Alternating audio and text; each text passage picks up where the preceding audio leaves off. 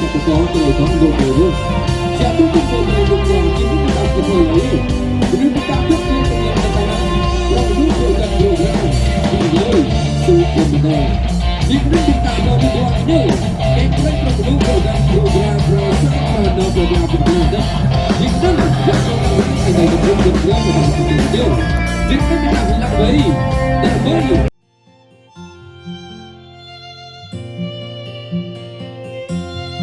người yêu ơi anh biết trái tim anh thuộc em, nguyện trần cả trái tim yêu em suốt đời, nguyện cho tình yêu ta luôn đẹp ý chang mãi thôi.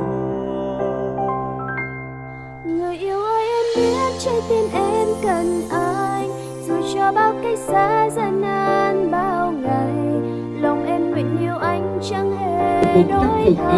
vào trở thành vui là đôi môi có xuân hồng bên bên cạnh chồng một chặng đường sẽ không như tình mơ, yêu có từ đây đâu tình yêu có từ đôi ta chỉ có thoáng ra cho một hạnh phúc ngày hôm nay của quý vị và quý vị được quyền dành tặng lời rủ rẻ và lời chào hôm nay thật lớn cho người yêu quý vị vâng và đặc biệt bởi như vậy là ngày phút này đây tất cả chúng ta đã chứng kiến thứ bạn bè của chúng ta đã có được tình yêu hạnh phúc trọn vẹn hôm nay và được sự tạo dựng vun đen của hai bên xác định. Chính vì thế để cho chúng cháu được trọn vẹn hạnh phúc hơn là để cho tình yêu để với chúng tên trên các thiên hồng cùng với gia đình họ nhà trai. Xin mời quý ông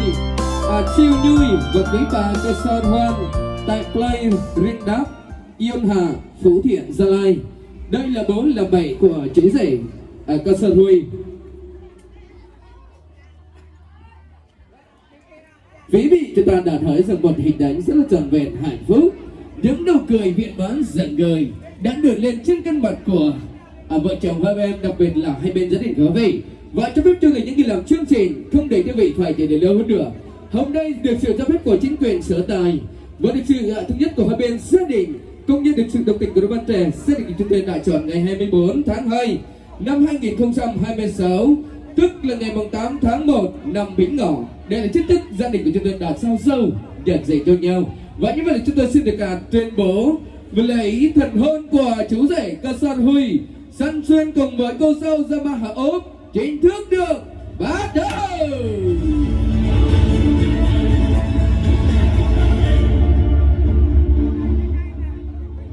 Lúc cùng đi với bằng mệt đầu dùng đây trong giờ bình ta đây chẳng cả mùa lý từng tay nhau play play rem áp trong bên sang dong apa lagi kau ke amathai chẳng đi lực lần này chẳng mua ta lấy tiền nhấp đừng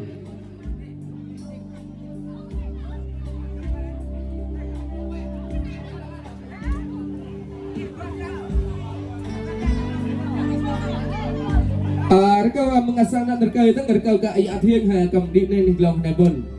chẳng play do play play mengasang dong gần terkau mua ta lấy nhấp đừng kau ke ayat thiên anh đi lên lòng này kau ke amathai đi lực lòng này.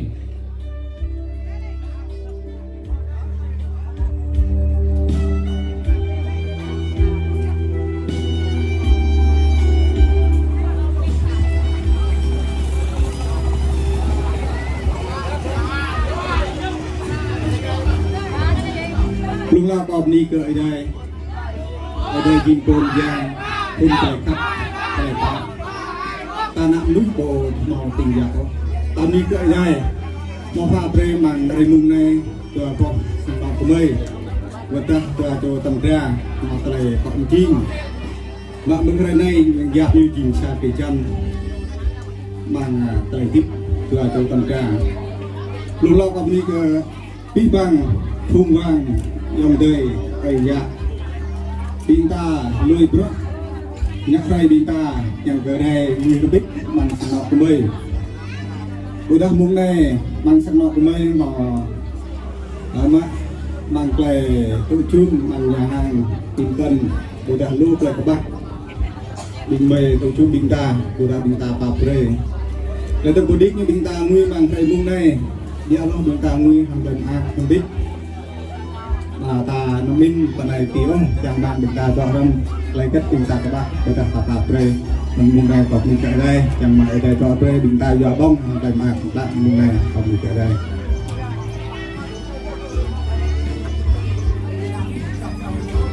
Menikah kelereng yang bergaya sang no gara nơi Chẳng luôn đến bằng cái này cái gì thì bằng mình ta Amerika ở đây chính đến được mình ta chẳng chấp bằng rìu ra pha tờ của nhau đua cái nhau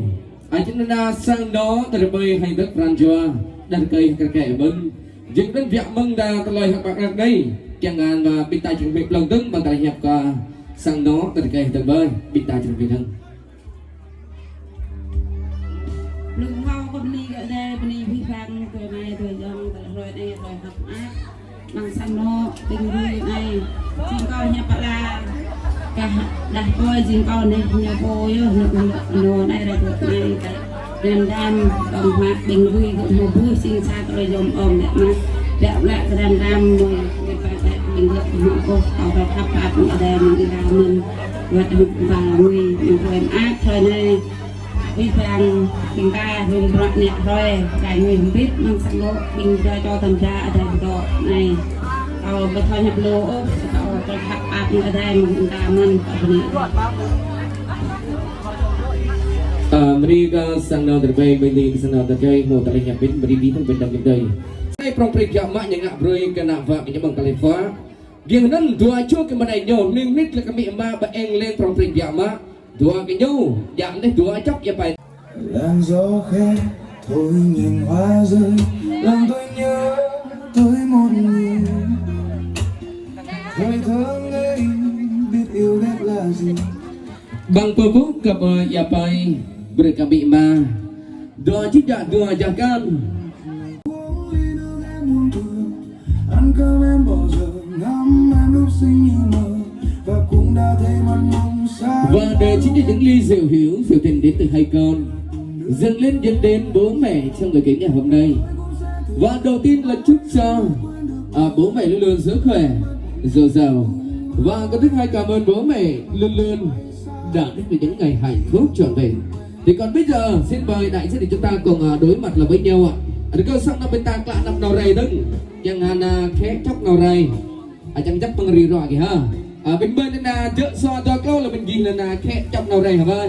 còn biết bằng bên ta đừng lên bên ta dọa ya ghét ta cái kia đừng hả ơi và chóc ta ấy giống đi không chợ xa dọa câu hả ơi bên ta bắt biết chóc ya biết ta là chương ya bắt biết ha nào sẵn sàng bắt đầu 3, 2, 1 xin được chúc mừng rất tuyệt vời. Như vậy là chúng ta sẽ luôn luôn chúc cho đại gia đình của chúng ta nước em muốn thương ăn cơm em bỏ giờ ngắm em lúc xinh như mơ và cũng vâng những sự bắt tay rất là thân thiết đã chính thức cho dâu nhận dạy cho nhau trong ngày cứu ngày hôm nay và tất cả chúng ta sẽ đã chứng kiến rồi đúng không ạ và như vậy là từ quý vị ơi, tiếp tục chúng ta cùng dõi theo nghi thức của cô dâu chú rể. Xin mời cô dâu chú rể hãy cùng đến với những chiếc bánh phôi. anh chỉ cho tôi được quen nhưng không cho phép tôi có được em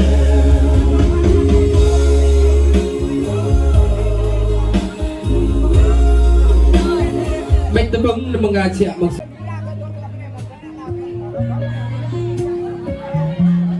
juga biar rai tak mau kerau dah. Ajan rai tak mau kong dah. Jing telai kap jap berapa perancuan beri bintang. Dan ai fa rai beri bintang tu mereka politik belakang đây. Jing kedua kejauh đây dan berapa rai đây. Đây jing gai rai kap dua kejauh jing ke benai. Mak mengai dua kejauh yêu rai ở đây. Ơi dòng hả ơi, ở tới ông bên này ha. Đây trình bị tạp bộ lên thua cái nhau quyết lấy nhập về tại cặp này hiện uống rượu ra bôi bằng tất cả những tiếng hô của quý vị thật lớn để chúng ta cùng thay lời chúc phúc được không ạ quý vị ơi nào chúng ta lại bắt đầu tiếp tục hô đi nào đi đâu giờ lên đi nào chuẩn bị 1, 2, 3 xin được chúc mừng ngoài tình cảm đó chúng ta còn có được những món quà để gửi tặng cho cái đời chú rể.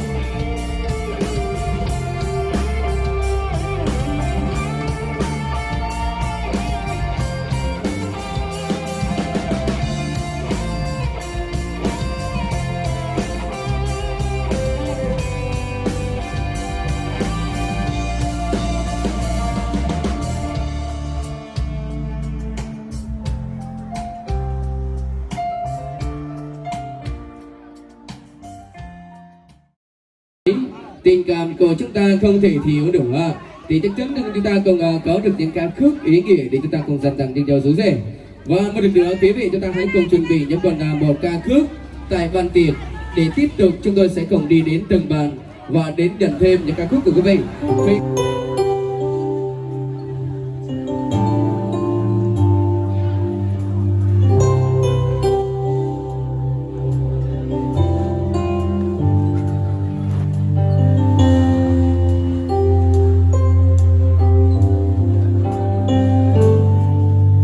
Phút giây mong chờ ngày hôm nay đến rồi, lúc em thức dậy lòng bỗng thấy xôn xao. Ngày hôm nay ngày vui nhất trong cuộc đời, ngày em sẽ là một nửa đời anh. Tiếng chuông ngân lên giờ thiêng liêng đến rồi, mắt em long lanh giọt nước mắt khẽ rơi. Niềm hạnh phúc hòa theo nước mắt em rồi, nụ hôn ấm nồng đặt lên khóe môi.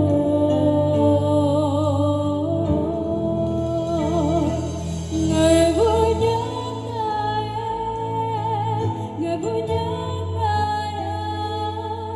trong chiếc thiệp xinh xinh có tên hai đứa mình. Ngàn lời chúc mình an, đôi bàn tay siết chặt, hai chiếc nhẫn kết lại minh chứng cho ngày vui nhớ.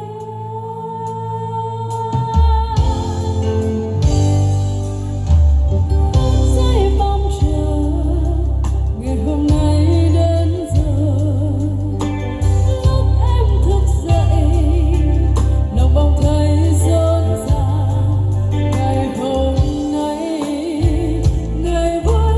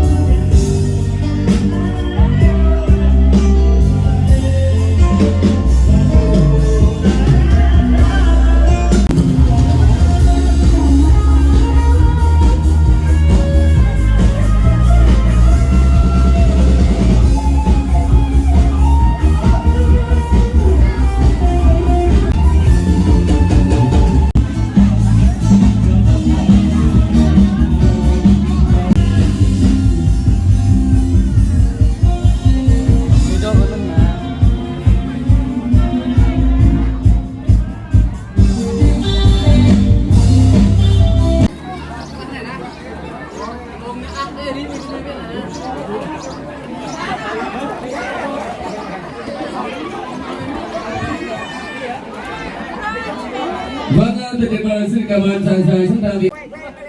Bang Emi mat menen. Hả?